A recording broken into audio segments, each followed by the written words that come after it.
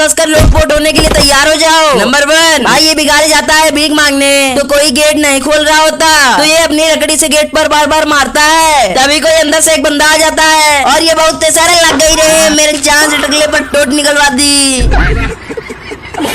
Number 2, भाई इस professional भिखारी को तो देखो, ये बंदा इस भिखारी को पैसे देता है और भिखारी उसे वापस कर देता है। फिर वो बंदा पूछता है अरे नहीं चाहिए क्या, तो फिर भिखारी बोलता है नहीं, तो फिर बंदा बोलता है भिखारी नहीं है क्या, तो फिर भिखारी बोलता है भिखारी हूँ, तो फिर बंदा बोलता है ले क्यों नहीं रहा, तो फिर भिखारी अपना फोन निकाल कर बोलता है नहीं अभी नहीं चाहिए, अभी लंच का टाइम हो गया है, 1 घंटे बाद आना।